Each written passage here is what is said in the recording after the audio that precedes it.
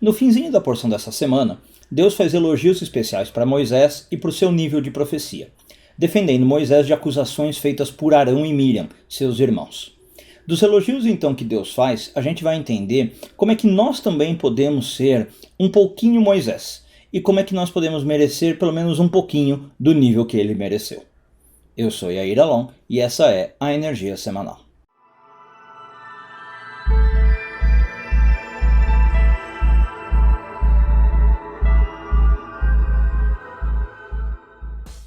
Pois bem, nos versículos 6 e 7 do capítulo 12 de Números, Deus fala o seguinte: se entre vocês houver um profeta, eu, o Senhor, em visão a ele me farei conhecer, ou em sonhos eu falarei com ele, mas não é assim com meu servo Moisés, que é fiel em toda a minha casa.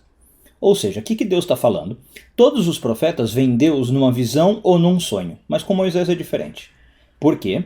A Bíblia diz porque Moisés é fiel em toda a minha casa. Vamos entender o que está acontecendo. Um profeta consegue o nível de profecia que ele tem porque o Espírito de Deus habita nele, diz a Kabbalah, e ele passa a ser uma morada para Deus.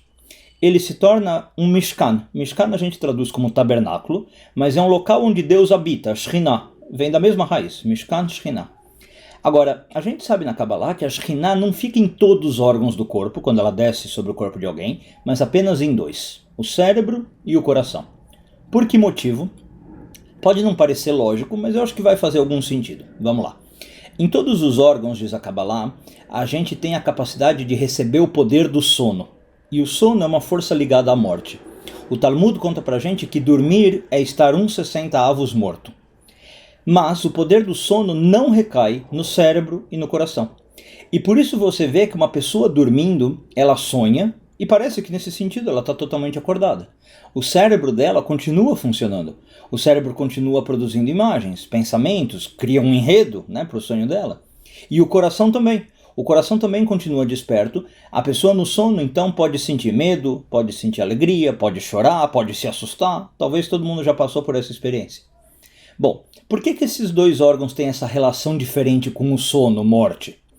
Porque o cérebro, diz a Kabbalah, está ligado a Chokhmah, e o coração vem de Binah. E eles são então num nível muito elevado.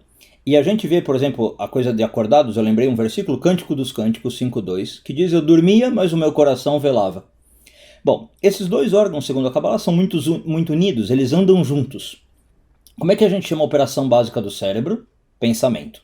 E a operação do coração, na Kabbalah, a gente chama de Kavanah, que o pessoal costuma traduzir como intenção. Portanto, só o cérebro e o coração no nosso corpo é que são chamados verdadeiramente casa de Deus, ou até palácio de Deus, se você quiser usar a metáfora de Deus como rei. Agora, esses órgãos, apesar deles serem especiais, como todos os outros, eles podem estar mais ou menos puros, eles podem estar mais ou menos embotados, mais ou menos santificados. Quanto mais uma pessoa consegue purificar e santificar o seu cérebro e o seu coração, mais ela consegue torná-los uma morada para o eterno. E aí, segundo a Kabbalah, ela passa a ter o que a gente chama de Ruach HaKodesh, um espírito de santidade. E aqui está, segundo a Kabbalah, também o verdadeiro poder de uma pessoa espiritualizada. Cada vez que a gente faz uma coisa no mundo, se a gente faz isso com um pensamento limpo e com uma kavaná verdadeira, esse ato que a gente fez, mundano, fica extremamente poderoso. Segundo Ezequiel, na sua visão, existem vários anjos que diariamente louvam a Deus. E uma das coisas que eles dizem, um dos louvores, está em Ezequiel 3.10, eles falam Baruch Kevod Adonai Mimkomo. A glória de Deus é abençoada em sua morada. O que significa isso? Tendo em mente o que a gente disse aqui, onde é a morada de Deus? No cérebro e no coração de uma pessoa. E os anjos estão falando, a glória de Deus é abençoada nesses lugares. Ou seja, quando nós usamos esses dois lugares de maneira pura, Deus passa a habitar aqui, e isso é a glória de Deus. A gente está dando glória para Deus. Voltando um pouquinho para o nosso texto original, daqui fica claro então que o nível de profecia de um profeta é tanto maior quanto mais santidade e pureza ele tiver nesses dois órgãos. E que mesmo não sendo profeta, uma pessoa normal como a gente, todo aquele que santifica e purifica esses órgãos acaba tendo algum nível de profecia, porque Deus passa a morar nessa pessoa. No caso específico de Moisés, que a gente começou falando, como a gente sabe, ele foi o maior profeta de todos os tempos. Não houve ninguém no mesmo nível dele, e nem vai haver, segundo a Torá. Agora a gente entende por que isso. Porque ele tinha uma santidade e uma pureza nesses dois órgãos, mais do que qualquer outro ser humano. Não é à toa que Moisés é chamado em Deuteronômio 33:1, Ish Elohim, um homem de Deus, né, usando o termo Elohim para Deus. Na Gemátria, se você pegar cérebro e coração em hebraico, Mor e Lev, tem exatamente o mesmo valor da palavra Elohim.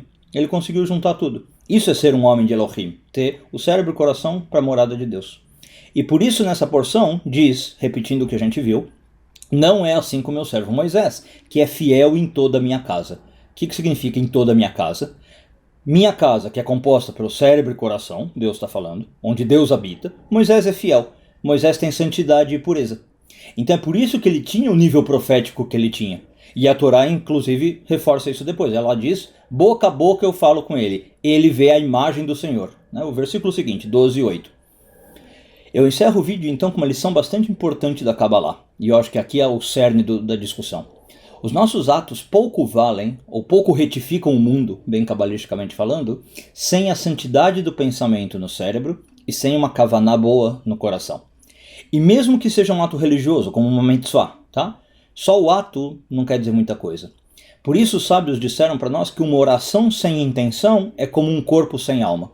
E eles falam também que fazer uma mitzvah sem kavaná é um corpo sem alma. Para vocês terem ideia de como isso vai longe, eu queria dar um exemplo trazido pelo Isaac Luria.